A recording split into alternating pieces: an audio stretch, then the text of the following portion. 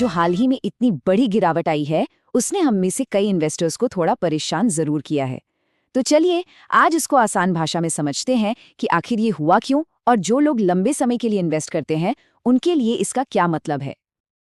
तो हम शुरू करेंगे इस प्रॉब्लम को समझने से, फिर देखेंगे कि एआई का इसमें क्या रोल है और हाँ, सबसे ज़रूरी इसका सल्यूशन क्या है और हम एक मजबूत निवेश की रणनीति कैसे बना सकते हैं। अच्छा, तो चलिए इसमें थोड़ा और गहराई से उतरते हैं। सब कुछ शुरू हुआ एक ऐसी खबर से जिसने इन्वेस्टर्स में, आप कह सकते हैं, एक पैनिक सा फैला दिया। और देखिए, ये जो कोट है ना, ये उस वक्त ट्रेडिंग फ्लोर्स पर जो माहौल था उसे बिल्कुल साफ साफ दिखाता है। मतलब वहां कोई स्ट्रैटेजी नहीं चल रही थी, बस एक डर था कि भाई जैसे तैसे निकलो यहां से। और ये कोई मामूली गिरावट नहीं थी। एक दिन, सिर्फ एक दिन में $285 बिलियन साफ हो गए। जरा इस नंबर को सोचिए। ये दिखाता है कि सेलिंग का प्रेशर कितना कितना जबरदस्त था। तो इस पूरी सुनामी का एपिसेंटर क्या था? वो थी एआई कंपनी एंथ्रोपिक की एक अनाउंसमेंट। उन्होंने एक नया एजेंटिक एआई टूल लॉन्च किया। एक ऐसा टूल जो वो सारे मुश्किल प्रोफेशनल काम खुद कर सकता है जिनके लिए अब तक कंपनीज को महंगे सॉफ्टवेयर खरीदने पड़ते थे। लेकिन सवाल ये है कि मार्केट ने इस एआई पर इतना अचानक और इतना तेज रिएक्शन क्यों दिया? आखिर इस एआई में ऐसा क्या अलग था जो पहले वालों में नहीं था? तो ये जो नया शब्द आया है ना, सास्पोकैलिप्स, ये पूरी कहानी बता देता है। इन्वेस्टर्स को डर इस बात का नहीं है कि एआई एक नया फीचर है। उन्हें डर है कि एआई ये पूरी की पूरी सॉफ्टवेयर कंपनीज को ही बेकार बना सकता है जिनके ऊपर आज पूरा बिजनेस चलता है। और इस डर की जड़ है एजेंटिक एआई। देखिए, ये कोई नॉर्मल एआई नहीं है जो बस आपके सवालों का जवाब दे। नहीं, ये सोच सकता है, प्लान बना सकता है और उस प्लान को एग्जीक्यूट भी कर सकता है, बिल्कुल एक इंसान की तरह।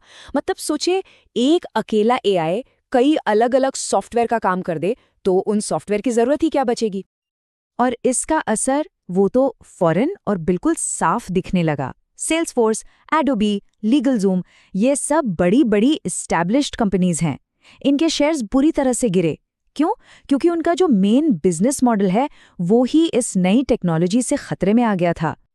तो ये सवाल अब हम सबके मन में आता है, क्या इस बार सच में कुछ अलग है?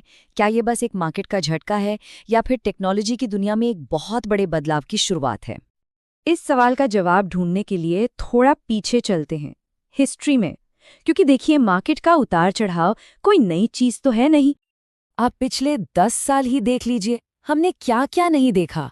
ग्रीस का debt crisis, demonetization, US China trade war, फिर कोविड-19, उसके बाद Russia Ukraine war, Israel Hamas conflict.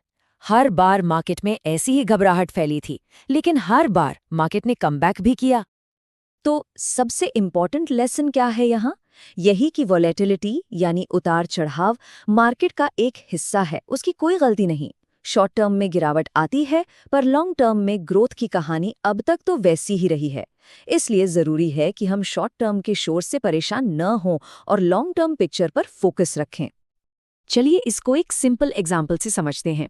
मान लीजिए दो लोग हैं। एक ने 20 साल तक हर साल 1 लाख रुपए फिक्स्ड इनकम में डाले, उसको मिले लगभग 44 लाख। वहीं दूसरे ने मार्केट के सारे उतार चढ़ाव के बावजूद इक्विटी म्यूचुअल फंड्स में पैसा डालना जारी रखा और उसने बनाए 72 लाख से भी ज्यादा। देखा, यही है लॉन्ग टर्म में टिके रहने की ताकत। तो ठीक है, अगर वॉलेटिलिटी मार्केट का पार्ट एंड पार्सल है तो इससे डील कैसे करें, इससे बचे कैसे? जवाब एक ही शब्द में है, डाइवर्सिफिकेशन। मतलब अपने पैसों को अलग अलग जगह इन्वेस्ट करना। और डाइवर्सिफिकेशन का एक बहुत अच्छा एग्जाम्पल है फ्लेक्सी कैप फंड। इसका फंड मैनेजर किसी एक सेक्टर या किसी एक साइज की कंपनी से बंधा हुआ नहीं होता। उसको जहां भी अपॉर्चुनिटी दिखती है वो वहां इन्वेस्ट कर सकता है। पूरी फ्लेक्सिबिलिटी है। अब इस स्लाइड में फर्क बिल्कुल साफ है। एक तरफ है टेक्नोलॉजी फंड, जिसको मजबूरन सिर्फ आईटी में ही पैसा लगाना है। तो अगर आईटी सेक्टर डूबा तो फंड भी डूबेगा, सिंपल। लेकिन दूसरी तरफ है फ्लेक्सी कैप फंड। अगर उसे लगता है कि आईटी में रिस्क है तो वो वहां से पैसा निकालकर फार्मा या बैंकिंग जैसे सेक्टर में लगा सकता है। रिस्क अपने आप कम हो जाता है।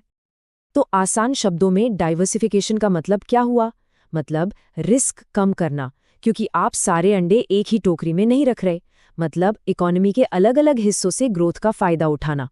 और मतलब सास पॉपुलिप्स जैसे किसी एक सेक्टर के क्राइसिस के दौरान स्टेबल रहना। तो चलिए अब इन सब बातों को समेटते हैं। हमें इससे क्या सीखना चाहिए? एक मजबूत पोर्टफोलियो बनाने के लिए क्या करना जरूरी है? देखिए, ये बात बिल्कुल साफ है। एआई हमारे काम करने का तरीका बदल रहा है, लेकिन वो इकोनॉमी को रोक नहीं रहा है। और एक डाइवर्सिफाइड म्यूचुअल फंड क्या करता है? वो उन कंपनीज में पैसा लगाता है जो एआई को एक टूल की तरह यूज करके और तेजी से आगे बढ़ रही हैं। वो सिर्फ उन कंपनीज में इन्वेस्ट नहीं करता जिन्हें एआई रिप्लेस कर रहा है। ये बहुत बड़ा फर्क है। तो अब हम क्या कर सकते हैं? कुछ सिंपल स्टेप्स हैं। पहला, अपने पोर्टफोलियो को चेक करिए कि कहीं एक ही जगह बहुत ज्यादा पैसा तो नहीं लगा। दूसरा, अपनी एसआईपीज को मार्केट गिरने पर बंद मत करिए, बल्कि डिसिप्लिन रहिए। तीसरा, अपने इन्वेस्टमेंट्स को अपने लॉन्ग टर्म गोल से जोड़कर देखिए, न कि रोज की मार्केट न्यूज से। और हाँ, थोड़ी एक्स्ट्रा सेफ्टी के लिए आप गोल्ड ईटीएफ जैसे ऑप्शंस पर भी गौर कर सकते हैं। आखिर में बस इतना ही, इस बदलाव से डरने की जरूरत नहीं है। एआई मार्केट में नए विनर्स बना रहा है और एक स्मार्ट, डाइवर्सिफाइड पोर्टफोलियो वो इन्हीं विनर्स को ढूंढने के लिए डिजाइन किया गया है।